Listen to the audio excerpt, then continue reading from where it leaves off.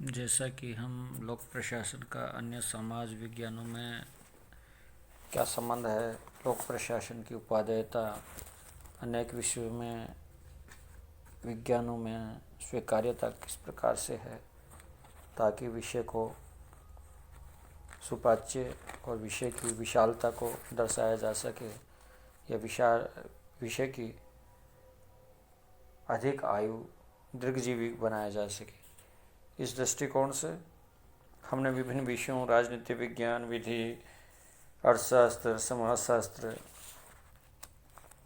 मनोविज्ञान के साथ संबंध लोक प्रशासन के देखे चर्चा की। आज हम लोक प्रशासन और नीति शास्त्र या नीति विज्ञान के बारे में चर्चा करें।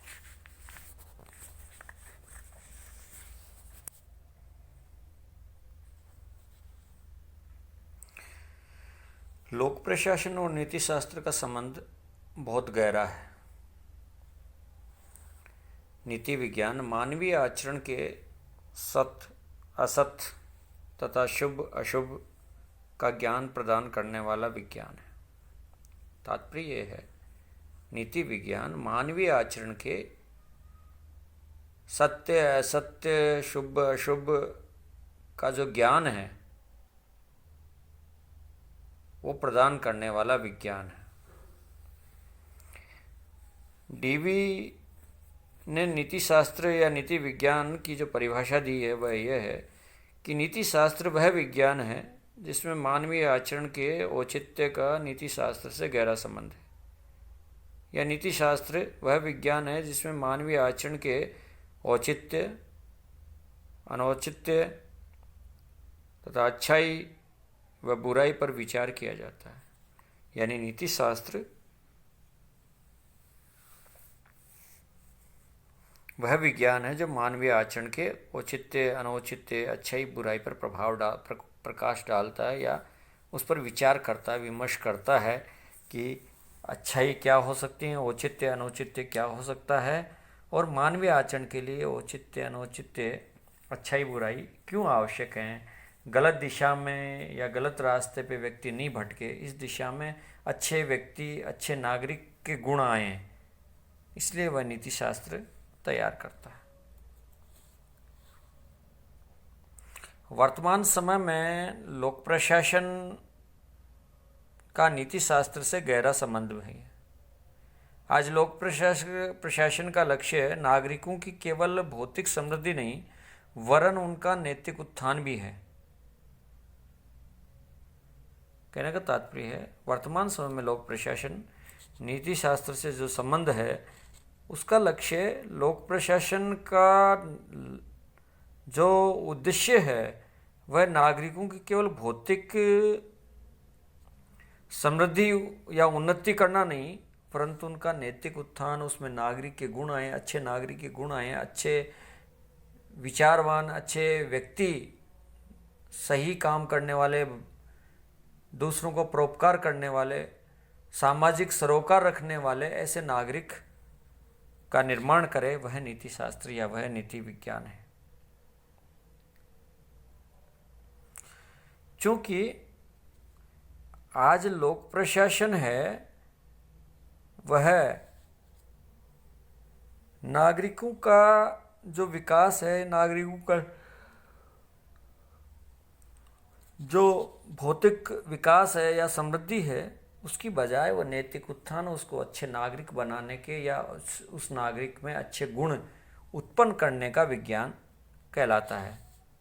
इसलिए प्रशासन भी व्यक्ति के कल्याण के लिए, जैसा कि लोक प्रशासन लोक कल्याणकारी राज्य के अंतर्गत काम करता है। आज लोक कल्याणकारी राज्य का तात्पर्य है कि व्यक्ति को ज़्यादा से ज़्यादा सुखी बनाने का जो कार्य करेगा राज्य, वह लोक कल्याणकारी राज्य है।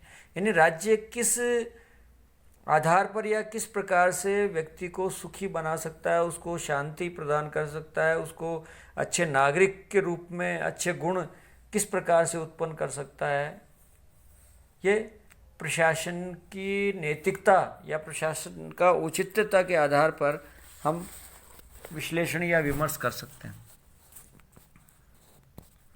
इस आधार पर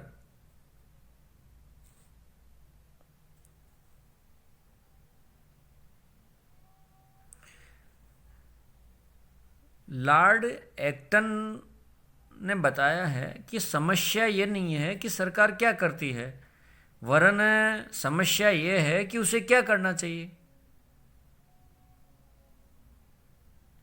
राज्य के कानून नैतिकता को परिमार्जित करते हैं। नैतिक आदर्श का क्रियात्मक रूप प्रदान करना राज्य का कानून का काम है। नैतिकता के अभाव में स्वस्थ प्रशासन संभव नहीं है। यानी जो इथिक्स हैं या जो नैतिक बिंदु हैं, नैतिक मापदंड हैं, उन नैतिक मापदंडों के आधार पर व्यक्ति में किस प्रकार से नैतिक आदर्श स्थापित किए जा सकते हैं और उसका क्रियात्मक रूप या क्रियान्वयन का रूप जो राज्य में स्थापित किया जा सकता है, जिससे कि प्रशासन में स्वस्थ हो सके। उसमें नैतिकता का जब अभाव होगा तो वह स्वस्थ प्रशासन संभव नहीं है। इसलिए स्वस्थ प्रशासन के लिए उसका जो नैतिक आदर्श का मापदंड है वह प्रशासन में स्थापित होना आवश्यक है। इसलिए लोक प्रशासन की जो सफलता है और असफलता है वह नागरिकों तथा प्रशासकीय कर्मचारियों के चरित्र व आचरण पर निर्भर करती है। यानी जो प्रशासन में नियुक्त कार्मिक हैं और जिन व्यक्तियों से कार्य पड़ता है, काम डीलिंग होती है, डीलिंग होल सोसाइटी है, उस आधार पर नागरिकों और प्रशासकीय कर्मचारियों के चरित्र व आचरण पर निर्भर करती है। आज हम भ्रष्टाचार की बात करते हैं तो ये भ्रष्टाचार जब तक नागरिकों की तरफ से नहीं दिया जाना बंद होगा तब तक भ्रष्टाचार नहीं रुक सकता, क्योंकि हम अपनी सुविधा के लिए, कोई व्यक्ति नहीं आ रहा, कोई अधिकारी नहीं है सीट पर, जैसे तैसे काम करके करवा लो।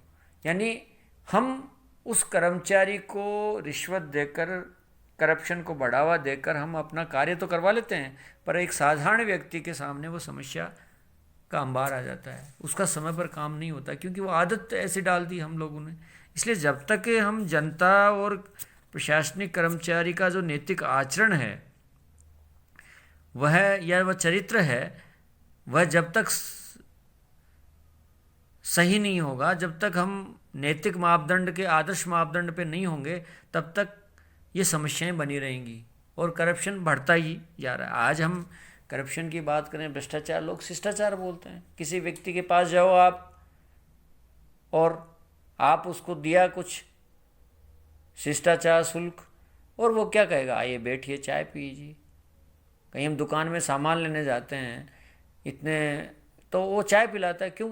वो चाय आपके ही पैसों की पिलाएगा, अपने पैसे से नहीं पिलाएगा।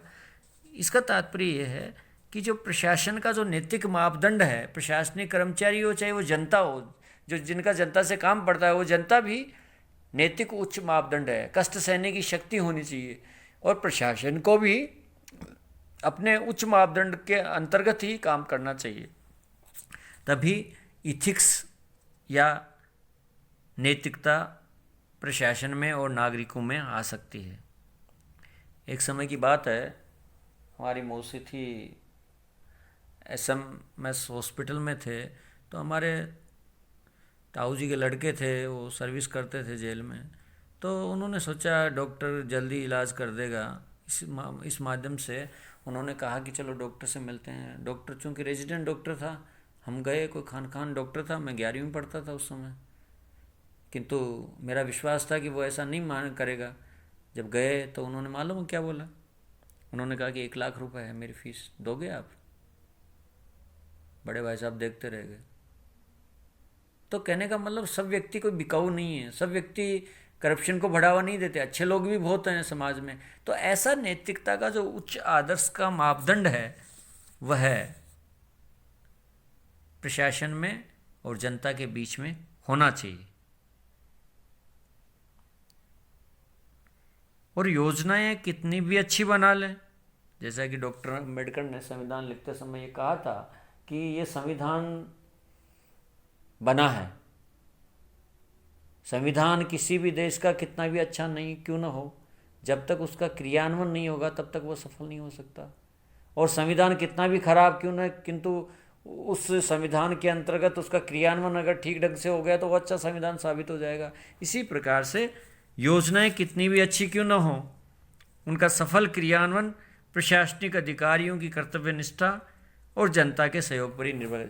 जनता और प्रशासनिक कर्मचारी या कार्मिक दोनों के बीच में सहयोग, समन्वय, सामंजस्यता और उस योजना को आगे तक जमीनी स्तर पर ले जाने की जो नैतिकता है वो दोनों व्यक्ति निर्वहन करते हैं।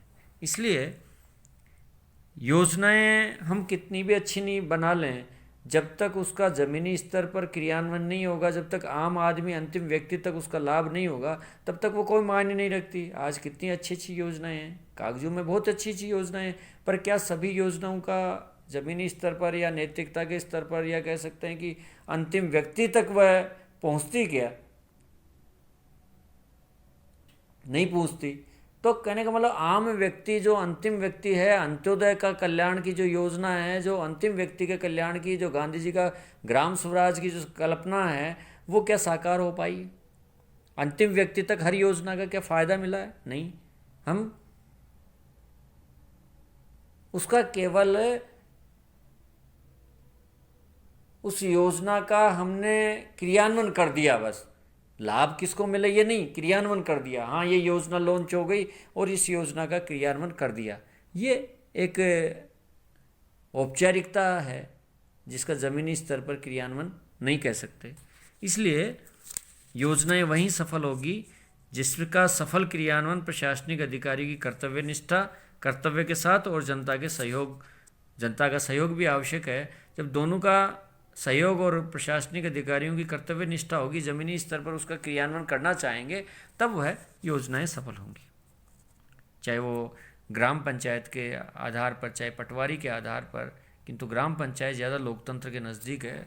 पटवारी तो फिर भी प्रशासनिक अधिकारी है, प्रशासनिक एक गांव का प्रशासक है, किंतु ग्राम पंचायत है वह लोकतंत्र के नज़दीक है, व्यक्तियों की चुनी हुई सरकार है वहाँ की, तो उसके माध्यम से उसका सफल क्रियान्वयन होगा तो जनता को ज़्यादा लाभ मिलेगा। लोकतंत्रात्मक शासन के अंतर्गत ऐसा प्रशासन दीर्घजीवी नहीं हो सकता या लंबी आयु का नहीं हो सकता जो जनता की नैतिक मान्यताओं के प्रतिकूल हो। तो ऐसे ही और यदि कहने का तात्पर्य है कि लोकतंत्र में प्रशासन दीर्घजीवी नहीं होता जब तक जनता की जो नैतिक मापदंड हैं या मूल्य हैं उसके प्रतिकूल हो। तो यदि प्रशासन नैतिक मापदंडों की अवहेलना करता है तो जनता विद्रोह कर सकती है। यानी प्रशासन उन नैतिक मापदंडों का उल्लंघन करता है तो जनता में आक्रोश आ जाएगा, जनता में विद्रोह उत्पन्न हो जाएगा और जनता विद्रोह कर देगी, जिससे कि सरकार को कानून व्यवस्था, शांति व्यवस्था स्थापित करने में समस्या आ सकती है। तो ये हम देख सकते हैं कि नैतिक मापदंड हैं, उनकी अवहेलना प्रशासन को नहीं करनी चाहिए। अगर अति होती है, किसी ज्यादती होती है और किसी व्यक्ति के सामने किसी एक व्यक्ति का काम हो रहा है और एक साधारण व्यक्ति, एक सामान्य व्यक्ति का काम नहीं हो रहा है और वो ठगा सा देख रहा है, तो ये नैतिक मापदंडों का उल्लंघन है। तो इस आधार पर कभी भी विद्रोह हो सकता है, कहीं वहाँ बवाल हो सकता है, कुछ भी हो सकता है। तो इस प्रकार से नैतिक मापदंडों की अवहेलना अगर करता तो जनता विद्रोह कर सकती है। कतिपय लेखकों ने प्रशासन के स्वतंत्र मानदंड और मानक निर्धारित करने की चेष्टा की है। मितव्ययता और कार्यक्षमता, ऐसे दो मानक बतलाए गए हैं, किंतु मितव्ययता और कार्यक्षमता है वह लोक प्रशासन के निरपेक्ष मापदंड नहीं हो सकते। उनको निश्चित रूप से किसी नैतिक प्रयोजन पर आधारित होना चाहिए। ऐसा नहीं कि हर जगह मितव्ययता और कार्यक्षमता के आधार पर हम कोई निर्णय करने लगे। तो उस नैतिकता और मितव्ययता का भी आधारभूत जो स्तंभ है या आधार है वह नैतिक प्रयोजन के आधार पर होना चाहिए। उस नैतिकता के आधार पर हम क्या सोच सकते हैं, व्यक्ति के जो कल्याण की जो बात करते हैं, उस नैतिकता के आधार पर किस प्रकार से उस नैतिकता को स्थापित किया जा सकता है, ये नीति शास्त्र। और आज जो नीति शास्त्र या नीति विज्ञान है, पॉलिसी साइंस है, नया विषय इसी इथिक्स या नैतिक विज्ञान का प्रभाव ही है कि आज पब्लिक एडमिनिस्ट्रेशन का नाम नया विषय नए विश्वविद्यालयों में, जैसा कि अजमेर में केंद्रीय विश्वविद्यालय है, उसमें हम पब्लिक एडमिनिस्ट्रेशन और इकोनॉमिक्स इन दोनों विषयों को मिलाकर एक पॉलिसी साइंस विषय बनाया है। तो कहने का तात्पर्य है इथिक्स और नीति शास्त्र, जैसा कि इथिक्स है, उन इथिक्स को ध्यान में रखते हुए नीतियों को नीतिगत सत्य असत्य शुभ अशुभ आचरण व्यवहार का जो मानदंड है वह उच्च आदर्शों पर आधारित होना चाहिए। किसी व्यक्ति का हम दिल नहीं दुखाएं, किसी व्यक्ति का हमारे आचरण से कहीं दुख तो नहीं पहुंच रहा, या हमारा जो आचरण है उससे कहीं किसी व्यक्ति को या किसी सामान्य व्यक्ति को उस कार्य करने में असहज तो महसूस नहीं हो रहा, या उसके मानदंडों के प्रतिकूल तो नहीं है, और प्रतिकूल होती तो फिर जनता विद्रोह भी करती है। तो इस प्रकार से लोक प्रशासन और नीति शास्त्र का बहुत गहरा संबंध है, और नैतिकता के आधार पर ही लोक कल्याणकारी राज्य कार्य करता है। व्यक्तियों के ज़्यादा से ज़्यादा सुखी बनाने का जो कार्य करेगा वो नीतिगत आधार पर, वो नीति विज्ञान के आधार पर, नीति शास्त्र के आधार पर, सत्य और असत्य के आधार पर, शुभ अशुभ के आधार पर जो कार्य करेगा तो अच्छा प्रशासन आएगा, जिसे हम रामराज कहते हैं, उसकी कल्पना करते हैं। तो ये एक नीति शास्त्र के आधार पर ही हम ऐसे शासन और प्रशासन की कल्पना कर सकते हैं। आज के लिए इतना ही, धन्यवाद।